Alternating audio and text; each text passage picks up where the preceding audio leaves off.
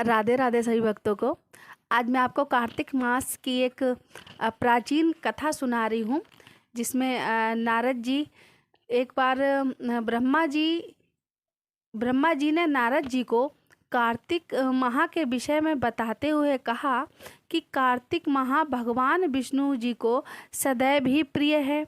इस मास में भगवान विष्णु जी का ध्यान करते हुए कोई भी पुण्य कार्य किया जाए उसका फल अवश्य मिलता है। सभी योनियों में से मनुष्य योनि को सर्वश्रेष्ठ तथा दुर्लभ कहा गया है। अतः प्रत्येक मनुष्य को चाहिए कि कार्तिक माह में पुण्य कर्म करे, क्योंकि इस माह में सभी देवतागण मनुष्य के समीप हो जाते हैं। इस माह में देवता मनुष्य द्वारा किए हुए व्रत, वस्त्र, भोजन, स्वर्ण, भूमि आदि दिए गए दान को विधिवत ग्रहण करते हैं और इन सभी में से अन्न दान, जो कि सभी पापों का नाश करने वाला होता है, उसका बहुत अधिक महत्व है। कार्तिक माह में मनुष्य जिस किसी मनोकामना से दान करता है उसका उसे अच्छे रूप में प्राप्त होता है।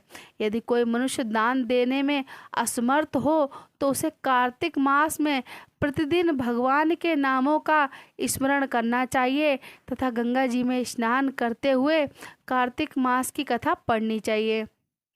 ऐसा करने से मनुष्य पुण्य का भागी बनता है। इस माह में भगवान को प्रसन्न करने के लिए किसी भी मंदिर में भजन कीर्तन करना चाहिए, स्वयं दीपदान करना चाहिए और दूसरे के दीपक की रक्षा करनी चाहिए। भगवान का स्वरूप तथा मोक्ष प्राप्त करने के लिए तुलसी तथा आंवले के वृक्ष को भगवत स्वरूप मानकर उसका पूजन करना चाहिए।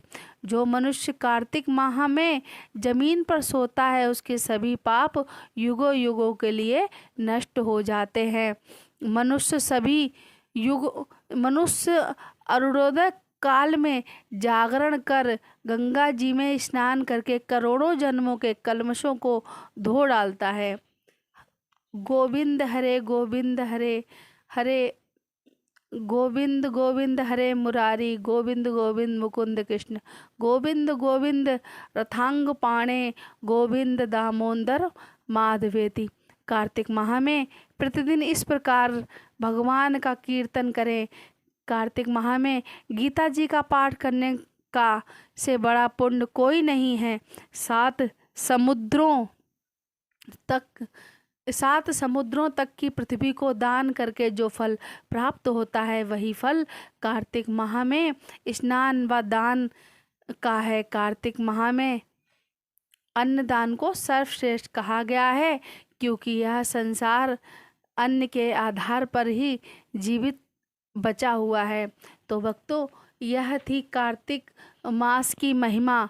हम सभी को कार्तिक मास में गोविंद गोविंद हरे मुरारी, गोविंद गोविंद हरे मुकुंद कृष्ण, गोविंद गोविंद रथांग पाणे, गोविंद दामोदर माधवेति का नित्य प्रतिदिन